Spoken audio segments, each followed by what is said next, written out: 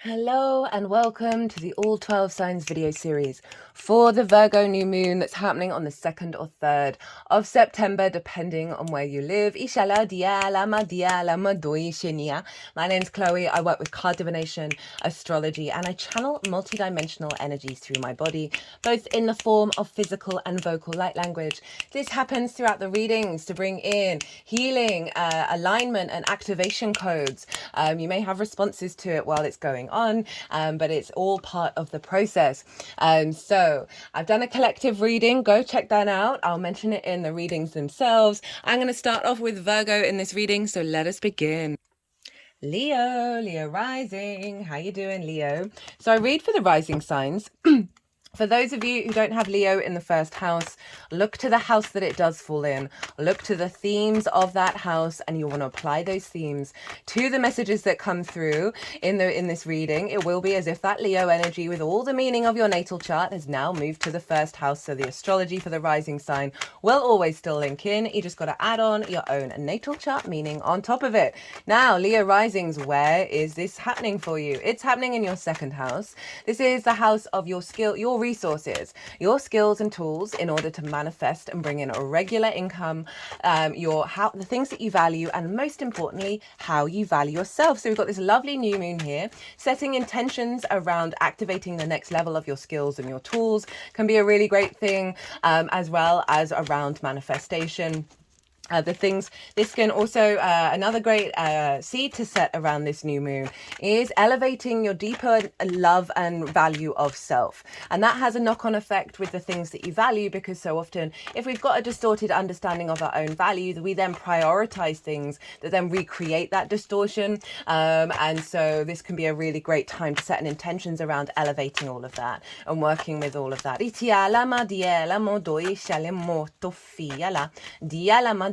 Now, Mercury is ruling this moon, and Mercury's over in your sign, Leo. It's come out of its retrograde.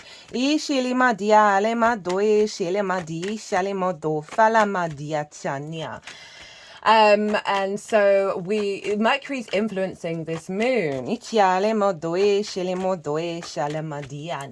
And this is in your rising sign, your embodiment of self, your character, your body, how other people see you. It's the lens that you navigate through your actions and your deeds. So we're going to have we're going to have some influence from that first house in the second. So themes of the first, right, of who you are, how you take action, are going to be facilitating an elevation of your sense of skills and tools and your own value. So you're perhaps going to be getting a lot of support from Mercury with this transit. It's going to take us for the next 6 months around your capacity to perceive information through your actions and your deeds, right? Being very much in alignment with the clues and synchronicities in your vessel, in your body, about the next stages with your skills and your tools, about how to, so it's going to be a lot of instinctive actions. There's going to be upgrading the actions that you take around your skills and your tools. You're also going to be perhaps perceiving the world and collecting information, perhaps hearing things from other people around elevating your own value, and like really being able to see that you are of value and that what you're bringing to the table is of worth, right? And so that's going to be having a knock-on effect as well. Now the sun is obviously in Mercury's sign, in the sign of Virgo, and rules Leo. So we have what's called mutual reception.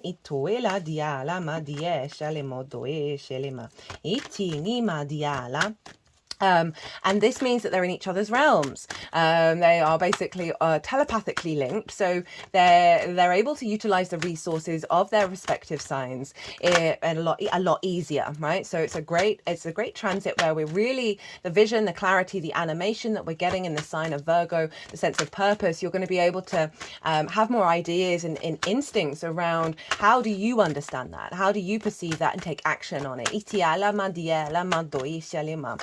It's going to see you talking perhaps about yourself, about your value systems, about your skills and tools to other people. That may lead to a knock-on effect around bringing in more regular income.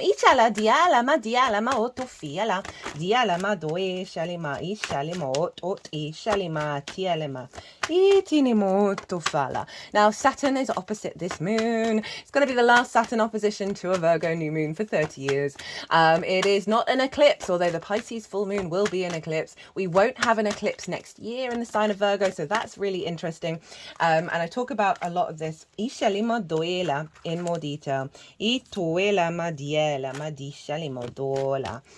In the collective reading, where I break down the intention of this moon, I talk about the astrology in a lot more detail, as well as do a collective tarot. So if you want a deeper understanding about all of this, go check that out. And then you're able to apply all of that to any challenges and any blessings that happen to you over the next 6 months. So that Saturn opposition, whereas Saturn over in your 8th house, this is about the outside world's resources. This can be mortgages, loans, taxes, bonuses, commissions, as well as relationship dynamics, right? The give and exchange between you and anything other than yourself. This can be ideas, energy, intimacy, money.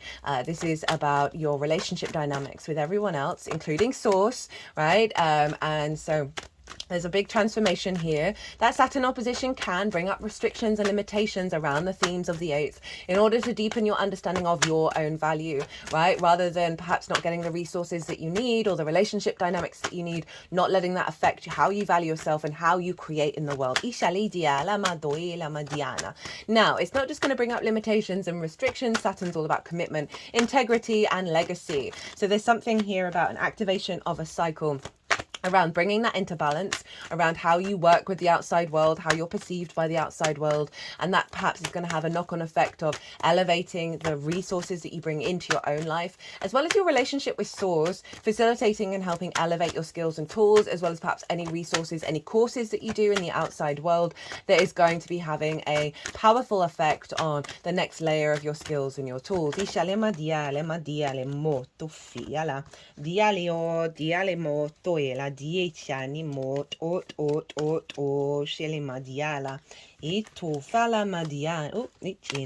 Trying to shuffle so you don't see the cards.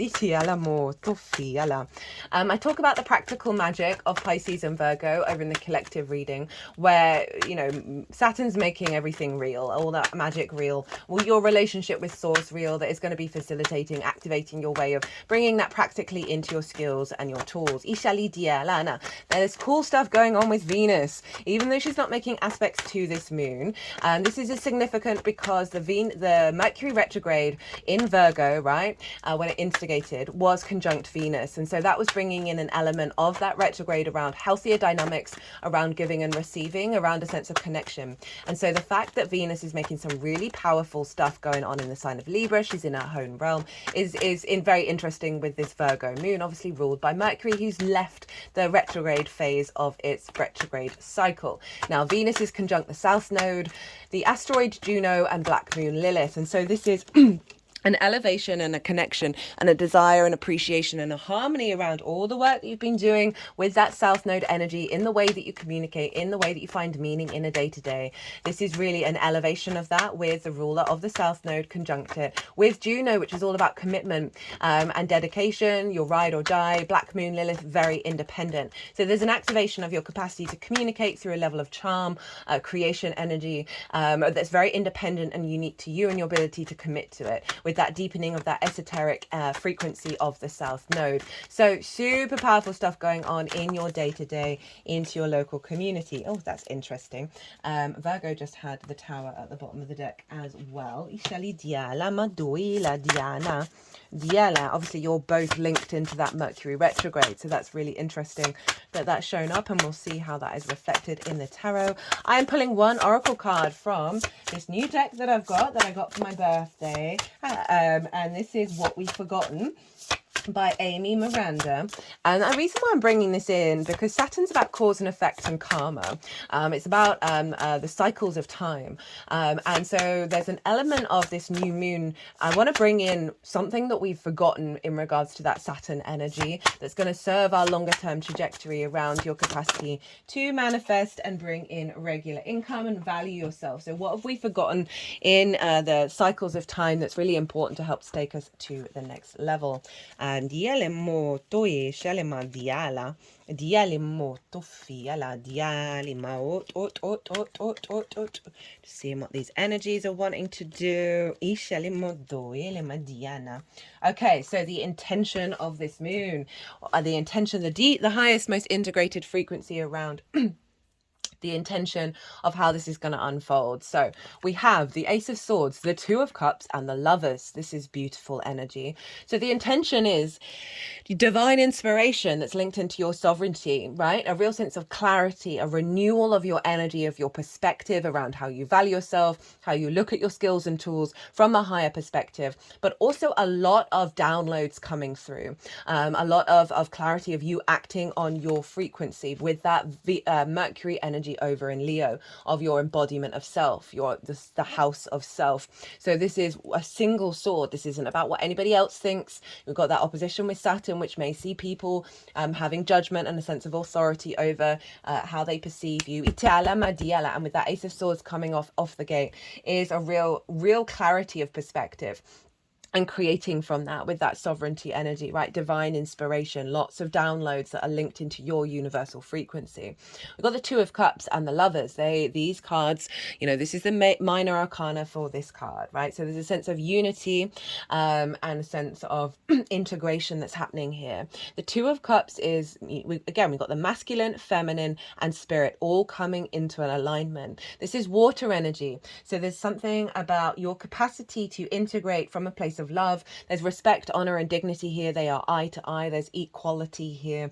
So there's really something about you you perceiving your emotional body, your intuition, your imagination, your creativity coming into an alignment that's going to be doing deep healing on your sense of value, as well as elevating your skills and your tools that are coming from a place of love and a place of respect, right? So this new moon is activating that cycle that's bringing in Saturn in regards to the resources of the outside world as well. That's coming more into an alignment where you're matching the outside world, and the outside world is respecting what it is that you do, and we're healing through this sense of love, this sense of unification, right? And also relationship dynamics that may have impacted the way that you value yourself. These cards are saying that those wounds are getting healed. Just called to look at the Tower, and I feel like those are the things that are being pulled down. Any blockages around you having clarity of vision are being pulled down in order for you to create from your foundational space. We then have the Lovers. This is Gemini energy. This is your hopes and your dreams, friends, groups, and alliances. So there may be something about an elevation of your hopes and dreams because of the deeper values that you have within yourself, your confidence around your resources. This also can be something about your skills and tools being more visible to groups. It's also reaping the benefits from the 10th house. So there's something about an alignment coming in around the way you bring in regular income, your skills and your tools. There's an alignment with your soul's path that you're seeing the benefits of that more. This is also about falling in love with yourself again, falling in love with your skills and your tools, and really being able to make the right decisions that serve you for your long term. What's the challenge and how to work with it? We have the Three of Swords with the Queen of Wands and the Six of Wands. So big fire energy showing up with any wounds, right? Anything that has blocked your heart. That's the Leo energy, right? Mercury's there. You're going to get a lot of downloads and signs and clues about what wounds have blocked your sense of value, blocked your ability to manifest. And these are all going to be released, but just to let you know that these things are going to come up in order for you to do the work. In order for you to be in observation of them. So there's some wounds here around you really operating from your heart. So it's so interesting. We've got the Two of Cups and the Lovers showing up as the intention, and the heart and its blocks, right? Ideas, perceptions, constructs, spells, things people have said to you, things you've said to yourself that have blocked that heart of really embodying the true love of self, as well as how you bring, value and meaning and manifestation into the world. How to work with it. Get into your Leo energy. Queen of Wands, right? This is nurturing and nourishing your sense of self, right? Your embodiment of self. Right, and really taking care, knowing that you're an independent, courageous, confident, charismatic individual and energy, and that these have only helped you get to this space. So yin energy, queens cultivate, they bring depth, they bring nuance to the situation. So this is about a state of observation of those wounds and let things unfold. We've got this yin moon in earth and water. It really is about being in awareness of letting things unfold. Pluto's just moved back into Capricorn, into the house of the way that you work and work itself. I've done a Pluto in Capricorn transit series, so you might want to check that out. It's trining this moon by sign, but not by aspect. So it's still having influence of impact around your capacity to work in the 3D. Is about channeling into yourself and not what anybody else has said or done to you. Ishala diala madiala. We have the 6 of Wands. This is all about somebody who's gone and done a difficult thing, right? They've kept to their intention, their integrity. They've not dropped out. They've not let go of it. They've done the damn thing. And they're stepping into a space of victory, of really valuing and appreciating themselves. But they're also about to be celebrated. They are recognized for what they've done. And so this challenge is getting you to this space, but it's calling you to keep doing the work, because the knock-on effect will be the 6 of Swords, right? Of realizing, okay, there may be challenges here, but it's worth putting in the effort. Again, fire energy. We got so much fire in the collective reading because Mercury's trine Aries, Chiron over in Aries of your perspectives. So there's something around here of not being blocked and limited by how you perceive the world on an individual basis. That's how you then create in the world. So hold the line is basically the theme with the Saturn opposition, right? Don't let it knock you down. Inshallah. How to amplify this intention? We have the 5 of Pentacles, the Hermit, which is obviously the Virgo energy, and Temperance, which is Sagittarius. So how to amplify is to be awareness of scarcity complexes. That's often what we get over in the 8th house. Feeling left out in the cold, not getting the resources that we need, not feeling connected to source, feeling very isolated from everybody else and run down. So this is saying be in awareness of where this is in your life. How do you feel about it, right? You want to put focus on it in order to recalibrate. Remember, the Tower is pulling down structures. So there's an awareness of over scarcity and just not feeling very integrated, and how that's blocked you from being able to manifest in the 3D world. And the reason why I'm saying focus on it is because we've got the Virgo energy, and this is Hermit. This is about honoring your own experience, honoring your own wisdom, not how the outside world has responded to it. So this is a real sense of focus on cultivating your skills and tools, your sense of value, rather than how that's being impacted by the external world. We got that with the 3 of Swords as well. There's a real sense of inner wisdom here. This isn't about caring about what society thinks. This is about honoring your own frequency of how and your own values. Also, again, great energy for the new moon of spending a lot of time perhaps by yourself, working on your skills and your tools, working on meditations around value. We then have the Temperance card. This is Sagittarius, which is your 5th house of joy, of creativity, of play. It's also the inner child, so there may be some wounds around there. But it is about the alchemical process. These are both kind of pause cards and reflection cards of alchemizing of self, right? That this is about doing things a little bit differently, that aren't necessarily about what the outside world thinks is convention. This is very empowering energy coming through here. And this is also about bringing in creativity and joy into your skills and tools and refining the combination of your value system with that. Okay, so what you've forgotten is the sun. So number 38. Lust for light. Light is part of most creation stories, including the Big Bang. In Aztec cosmology, the sun god was worshipped as the source of all life. In Shinto, how do I pronounce that? Amaterasu, Omikani is the sun god, goddess, and the most important deity. In Egyptian cosmology, it is the idea that everything was created from the light of Ra, or Atum Ra. Light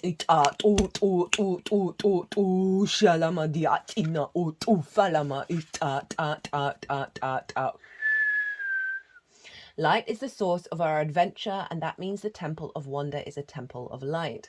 Jesus called himself a son of God. Maybe he actually meant son of source. And obviously we know that so many traditions around the world, their deities are in fact, metaphors for the sun. Maybe that means us, sun child. Human beings are children of the light. We come from it and we return to it. In Egypt, there was an aspect of Atum Ra called Aten, which was the disk of the sun. Aten was intangible because it was everywhere. It was the light and the energy in the world, and was depicted not like any other Egyptian deity, but as a disk with outstretched rays of light, with the ends of each ray of light depicting human hands. If we imagine that the sun is indeed extending its energy to us, we can also imagine taking its hand, and we can imagine and practicing using our intention and energy to reach back. That could be a great meditation to do. This week, once a day, whether you can see the sun or not, consider how integral it is to the light of the world. Take a moment each day to simply acknowledge the absolute legendary heavenly body that is our sun. Think of all the love letters written to it by so many great civilizations. You may even want to write one to yourself. So this is with the sun being in the sign of Virgo, right? Your own vision, your own purpose, your illumination. And you might want to look to where your sun is in your chart that may be bringing themes of that house in Itiala Madiana. You know, with the Saturn opposition, particularly opposite the sun, I've had Saturn opposite the sun for a while now. I happen to have a Virgo sun. Hello, Virgos. That it is about a dimming of the light, that we've forgotten our own vision, our own purpose, and perhaps externalized it to the outside world. Right, Leo, I'm going to leave it at that. I hope you enjoyed this reading. I hope it resonated. If it did, hit that luck button. It brings me a lot of joy and obviously helps the algorithm. If you want a personal reading, all my details are everywhere. Other than that, Leo, be good to yourselves, be good to those around you, safe travels, and be well until we meet again. Cancer rising. How you doing, Cancer? So I read for the rising sign. So for those of you who don't have Cancer in the first house, look to the house that it does fall in. Look to the themes of that house and all the other meaning you've got going there. And you want to apply all of that to the messages that come through, because it will be as if it energetically moves to the first house. You just got to add on your own natal chart meaning on top of it. Right, this is a reading for the Virgo new moon happening on the 2nd or the 3rd of September. I apologize for the delay in getting it out, but it's all still relevant. You'll be able to tap into it. I work with 6-month cycles, so you're not missing out on any of the messages. So where is this happening for Cancer rising? It's happening in your 3rd house, the house of communication. This is the house of the goddess. This is the meaning you find in the day-to-day, your environmental frequency, the lens in which you communicate through, and your day-to-day, your local community. It's the moon's favorite place to be, so this is a great lunation for you, Cancer rising. You're also ruled by the moon, so doubly influenced. Setting intentions around this moon, around elevating the way that you communicate, the lens in which you communicate through, elevating the meaning you find in the day-to-day, how you're able to do the day-to-day stuff, right? Maybe interacting with your local community more. Oh, did you see those? They were pretty cool. So a really great time to set intentions around all of that, to be able to facilitate the activation of that in a higher level. As I said at the beginning, I've done a collective reading. I've broken down the astrology in way more detail. I'm trying to keep these readings a little shorter than usual. And that I talk about the main intention of the moon, so you can then apply that to any challenges or any blessings that happen, or your intentions of how to work with it. I've also done a collective tarot reading. I talk a lot about in that transit, in that reading, about the eclipse cycle that we're heading into. Pisces is going to be an eclipse, that full moon. We're not going to have an eclipse in the new moon in Virgo next year either. So that's really interesting, and it's kind of like the setup and the lead up to what's happening with this eclipse cycle. So I talk about that in a lot more detail. So speaking of Pisces, Saturn is over in the 9th house. This is it's opposite the sun and the moon, and in the 9th house is all about your perspectives, how your morals, your ethics, your connections to book, religion, source, nature, science, all of those matrices that are bigger than you, that you know you're a part of, and you're trying to figure it out. It's also how you figure things out as well. It's about teaching and learning, mastery of something. So Saturn's been there for a while. Regulars, I've done a lot of Saturn in Pisces transit series. If you want to go check those out, if you want a deeper understanding of that, go do so. But overall, it can bring up restrictions and limitations around your perspectives that then may mean that you're not necessarily finding the meaning that you usually do over the next 6 months. But trust and know that this is in order to basically make sure, okay, are you going to hold the line if you are faced with authorities that are sort of questioning your perspectives and how you move through your day-to-day? Are you going to hold your own line? Are you going to walk your own talk? Or are you going to fall to prey to that?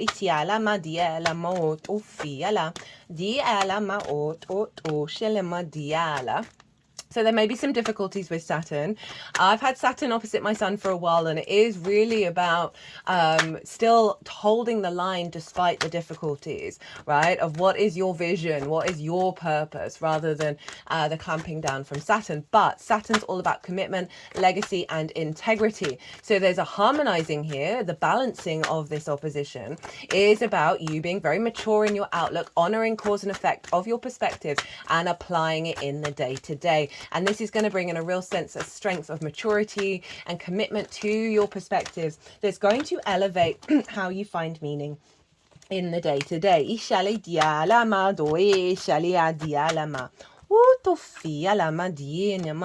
Now, Mercury rules Virgo, and so whatever's going on with Mercury is influencing this moon. And it happens to be in the sign of Leo. It's left its retrograde phase, and obviously Leo's ruled by the sun, and so this is what's called mutual reception. The sun and Mercury are in each other's realms. And what does this mean? Well, it's kind of like they've got a telepathic link between the two, that they're able to utilize the realms of each other in a really streamlined, easy way. They're also influencing each other's purpose and intention with the transit. So not only is Mercury ruling this moon, but is influencing this moon by way of ruling the sun.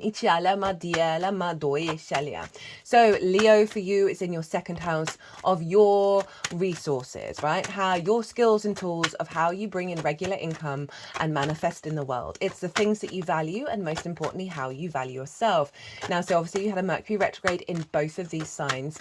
We're coming out of that retrograde. We're out of the retrograde phase. We are not out of the whole retrograde cycle. Oh, forgot to put my timer on.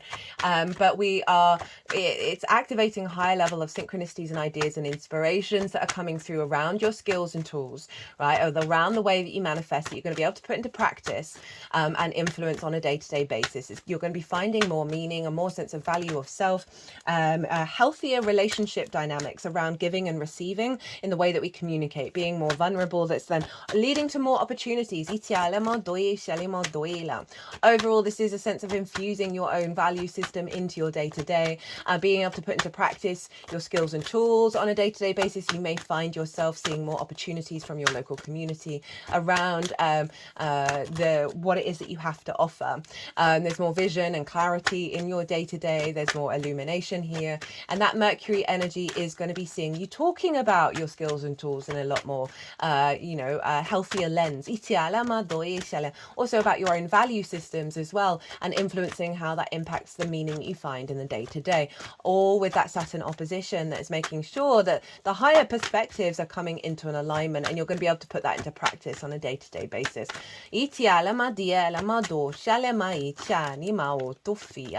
Now Venus is doing some cool stuff. She's not making an aspect to this moon, but it is an alignment with the Mercury retrograde, because at the time of the retrograde started in the sign of Virgo, Venus was conjunct Mercury, and that was highlighting the healthier relationship dynamics between the way that we communicate. Now Venus is in her own sign, in the sign of Libra. I didn't see that one fall out. In the sign of Libra, she is conjunct the South Node, the asteroid Juno, and Black Moon Lilith. And so what does this mean? Well, this is a boosting of connection and harmony, diplomacy, grace, creativity around the refinement of your home, which you've been working on, around your roots and your foundations, in terms of that South Node energy, your connection to your ancestors, a love and appreciation of your home, of your private life, of the strength of your root system, with Juno about commitment and dedication, and Black Moon Lilith is very independent. So there's a real sense of liberating your desire and your love in your foundational space, right, in which everything grows from, that is serving where we're headed in terms of the nodal system, and also a deeper level of your capacity to be independent and commit to that, and commit to creation and finding love and desire in your home and your private life. So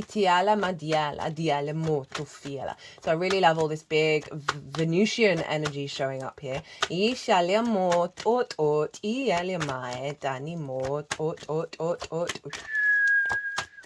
And obviously, like, as I said, that was linked into the Mercury retrograde, so it's great that we've got that Venusian support here.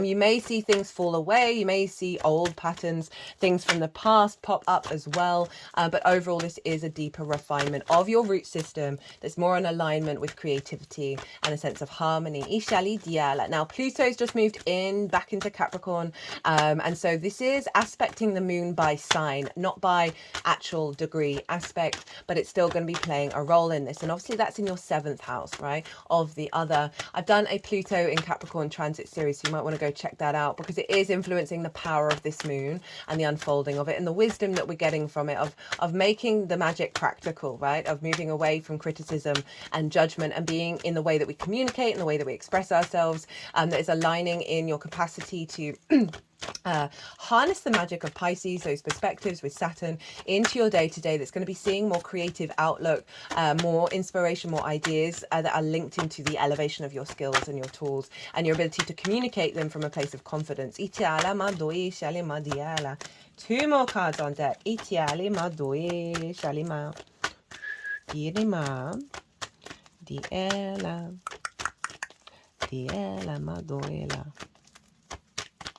Two more cards for my lovely Cancers.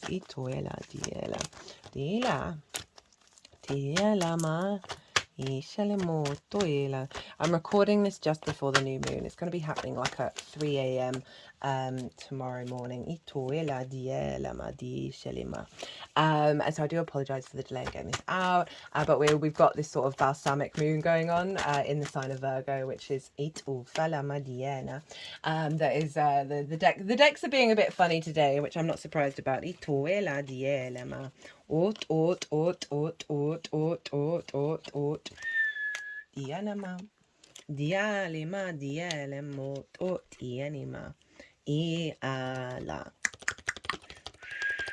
Duela, diala moto fiala, diala, dielema autofala. Right, let's get you an oracle card. Ishalimo duela, dielema diala.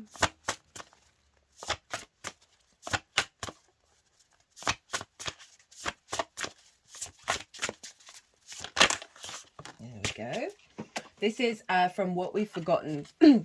And I'm bringing it in because of Saturn and retrograde, of Saturn's linked into cause and effect and karma, of what is it that we've forgotten that's going to be revealed with this moon, that we can then work with it, right, of honoring the bigger cycles of it all. Ishali Madina. So the intention of this moon, right, the most integrated, expansive intention of how this is going to unfold.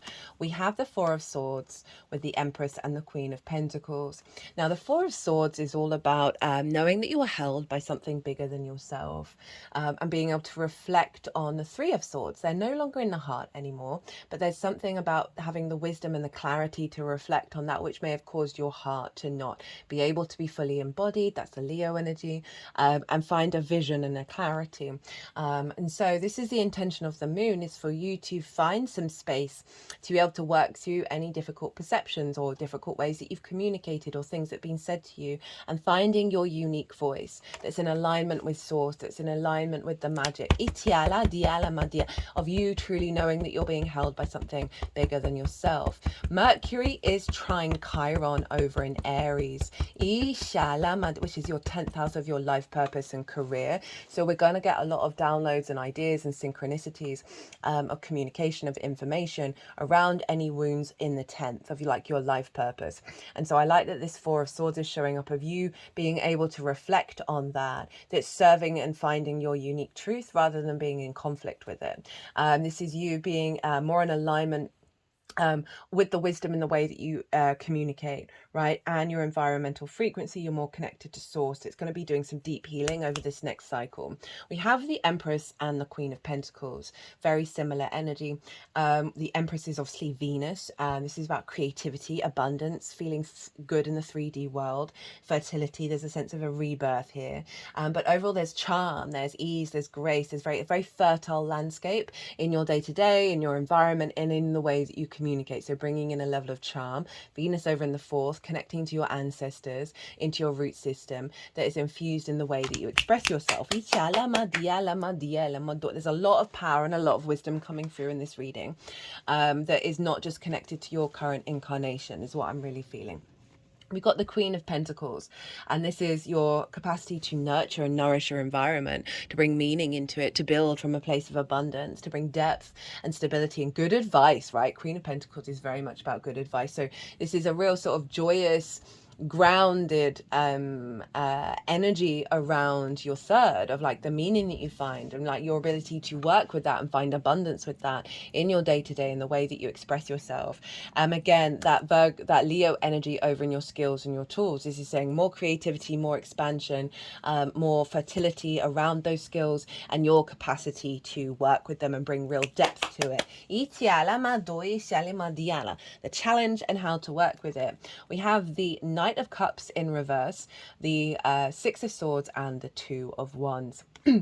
So the Knight of Cups in reverse is kind of blocking the flow of the way that you communicate, right? Of finding that meaning, of finding that connection to the community, of moving through the world from a place of love, from a place of intuition, from a place of creativity and imagination, right? The Knight of Cups is the true romantic, right? Of following that experience and seeing the world, the embodiment of your actions through that space. And this is blocked. This is in reverse. So there's something about the struggle to get into this framework. Virgo can be hypercritical, hyper judgmental, which means we can block that. This is also the water energy, so that's Pisces, of the restrictions of your embodiment of that Piscean energy, of your perspectives in your day-to-day. So this is highlighting the astrology of there are going to be some challenges around being able to tap into that, right? And just know that this is helping you establish a deeper connection to bring this into the reverse. Because all the challenges always get reversed. We have the Six of Swords and the Two of Wands of how to work with this. This is acknowledging that you've gone through some difficult times, that you're going into a new landscape. Right, remember this is a new moon. It takes a time to unfold where you're going to be thriving, but you're taking with you your core principles, right? You're not taking all the nonsense with you into this new landscape. It does it is saying reflect on the fact that you're in a limbo stage where you're transitioning from the old world of troubles and difficulties, of perceiving problems constantly rather than seeing the challenges and things, and so you're now in a journey of awareness. That these situations are going to help you understand what to take with you, those core perspectives. Having that Four of Swords is also, again, go into a state of meditation, go into a state of mindfulness, in order to find the illumination of what it is that you want to take forward, and then how you express those perspectives from a place of thriving rather than restrictions. As I said, it is acknowledging movement, it is acknowledging shift. So there may be things that you want to do in terms of movement in your day-to-day. Maybe go on some short distance trips where you may get some clues and some signs around this, or just doing more movement that's going to be activating alignment. We have the Two of Wands. This is kind of long-term manifestation energy, but it is kind of a restless pause energy, similar to the limbo energy here. Of this is you getting the lay of the new land, right? This is you observing your environment, your day-to-day. This is fire energy, so this can be about putting into practice, communicating on a day-to-day basis, doing things on a day-to-day basis that are elevating your skills and your tools and your sense of value. And this is about being an observation of all of that, of this new landscape, before you're then embarking into the new time frame.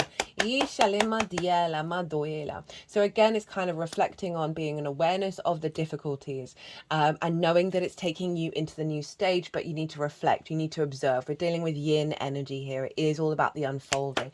And then we have the lovers. This is Gemini energy, your 12th house, your hidden house, your house of mysteries, unconscious responses here that may have affected the way that you communicate and the way that you perceive meaning. This is about integration of the masculine, feminine, and spirit in order to make the right decisions for the long term. So there's something about an integration around that, as well as falling in love with the way that you communicate, falling in love with your day to day, and that's bringing in more alignment. We have that Pluto energy over in Capricorn, so there may be something about an elevation of your relationship with the other, like one-on-one, whether that's source, romantic relationships,